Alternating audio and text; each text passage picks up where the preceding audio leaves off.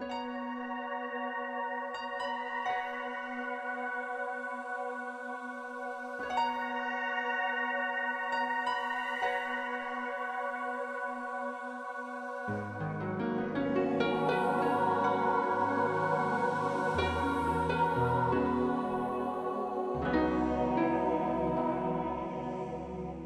babies need to be burped? Some experts say yes, and others say it's not necessary, at least for the breastfed baby.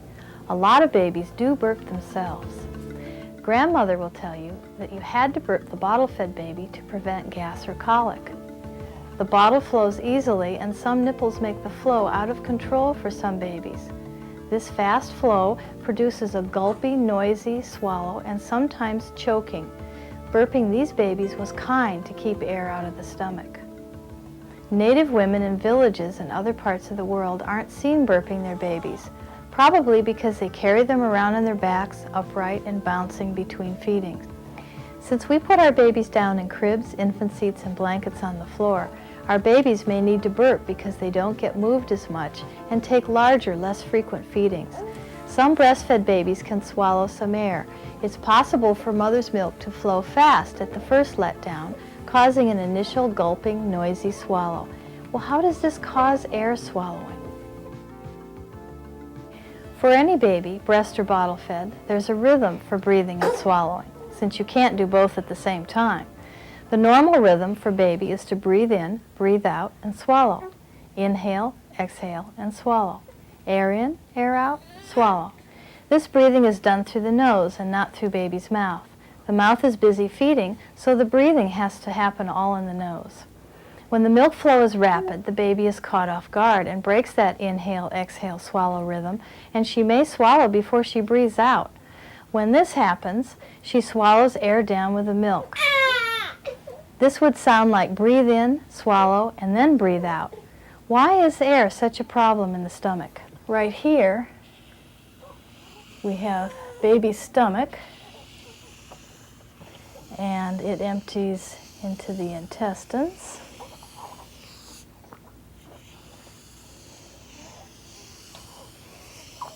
And out the rectum. The milk goes in here into the stomach. It's collected in the stomach, and after it's been digested a little bit, it travels into the intestines, goes on this long, windy road of intestines, and out the rectum. When the stomach is full, it has a bit of milk, then it has some air bubbles, and then a bit of milk here, and some air bubbles. As you can see, the air and the milk take up just as much room. Wouldn't it be nice to get the air out so that you could fill up the stomach with milk?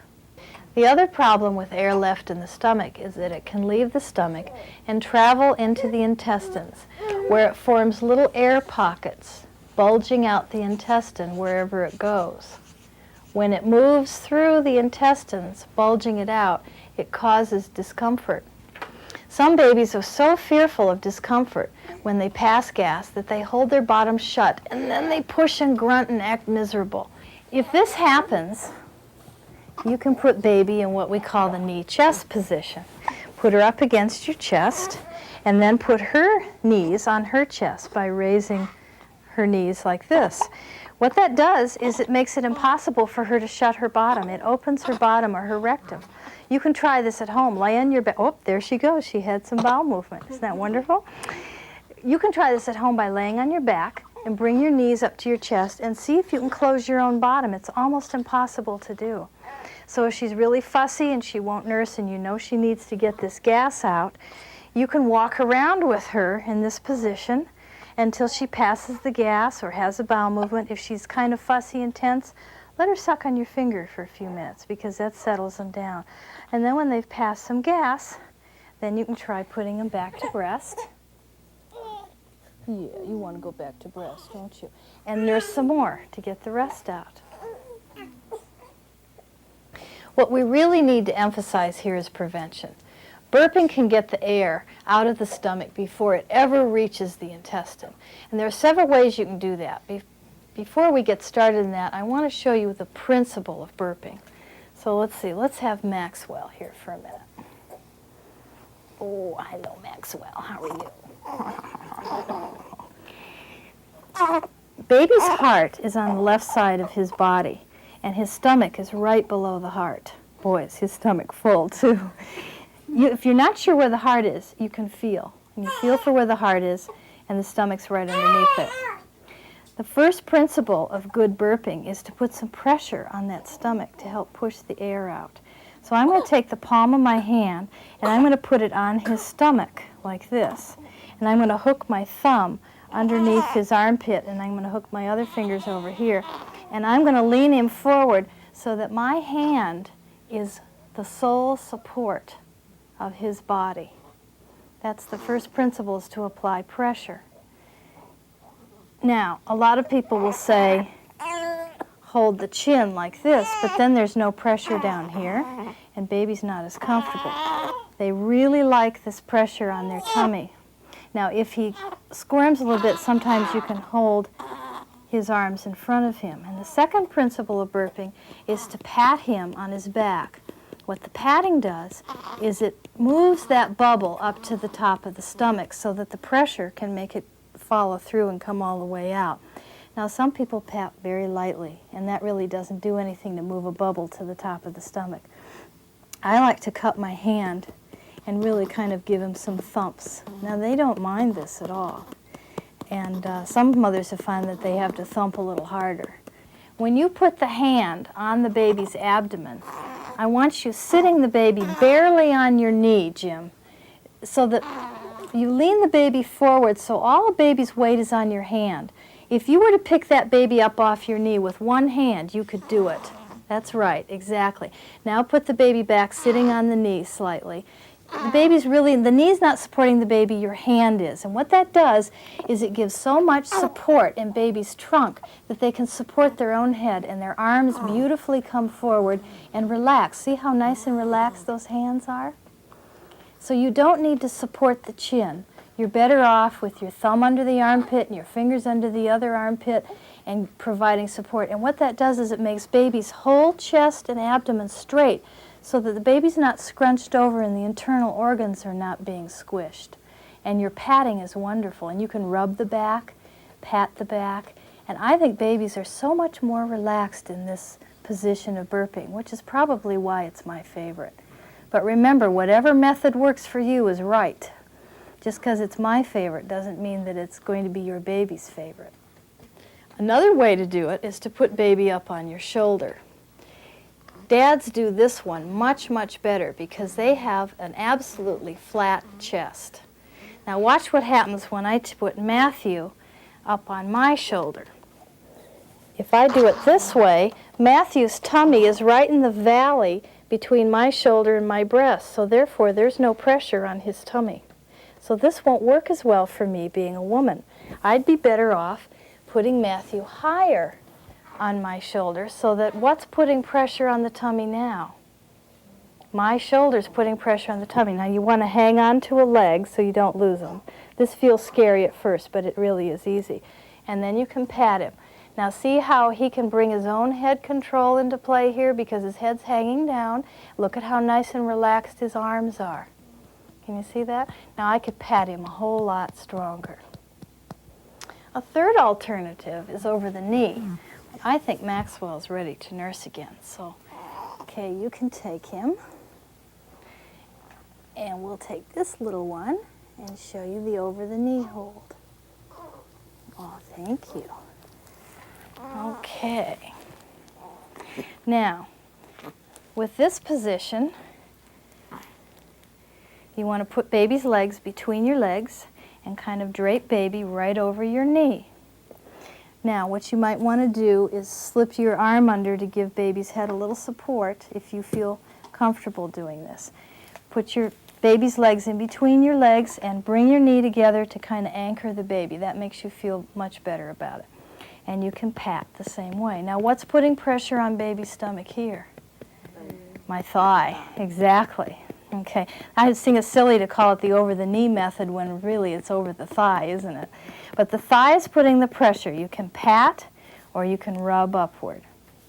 Now you could let baby's head drop, but I found that in this position they kind of like to have the head supported by your hand. And if baby gets a little fussy, you could even put your thumb in baby's mouth, because when they suck, they relax, and when they relax, they burp. A tense, tight, fussy baby is not really going to burp. And what these positions do is they tend to relax their bodies, put them in a place of pressure so that air can come up. Okay, and the fourth way to burp the baby is what I call the busy mother's position. When you take your baby and put your baby on your arm, you want both hands around your arm and both legs around your arm. Let me move her gown a little bit so you can see where my hand is going to go on her diaper right between her legs. Now, I hold her to me, and my wrist now is putting pressure on her belly, see? And she's hanging her head nicely over, and I can fry up lunch, answer the phone, pull the 2-year-old out of the toilet for the 57th time, and I can burp the baby walking around like this and get something done. And they wiggle and squirm when they need to burp, but sometimes when you walk around the room with them, they can settle. Yeah, that's right. That's right. They settle right down because, again, this is another comfortable position for baby to burp. And unless their body's relaxed, they sometimes don't release that bubble. Remember, we said some babies don't need to burp, especially if they're breastfed. A lot of babies will let you know when they need to burp, and I call these signals baby signs, and you can learn to read them too. When a baby feels full, she sometimes closes her eyes, slows down the suckle to where you can't really hear the swallowing. And swallowing sounds like this, kind of a or There should be a swallow with every suckle or every other suckle. Swallows slow down when baby wants to rest or when baby feels full. Was it the air or milk or both that made her feel full? Is she just resting? Try moving her chin or moving your breast or pulling her slightly away from you to see if she grabs on and suckles again. And if she starts suckling and swallowing again, then you know she just was resting and wanted to go back to eating. If this doesn't work and you think she's sleepy, test it out by burping her and putting her on the other breast to nurse some more. You can burp and switch her several times during a feeding, going back and forth from breast to breast to breast, until she just won't awaken while burping, and then you can put her down to sleep. Another sign of fullness or gas is when baby wiggles and squirms at the breast or even makes a grunting noise like this. Burping will bring up the bubbles so baby can relax and finish the feeding. Baby relaxes because you got the air out, and then the feeling of being overfull is gone. She can either nurse more or go to sleep. Some people say to burp every 2 ounces if baby is bottle fed, or in between breaths, or at the end of the feeding if baby is breastfed. Others talk about burping every so many minutes of the feeding as a good gauge. I think it can be more effective to watch the baby for her signs. She may tell you she doesn't even need to burp. Babies are more fun to watch than clocks or ounces anyway. Have fun watching yours.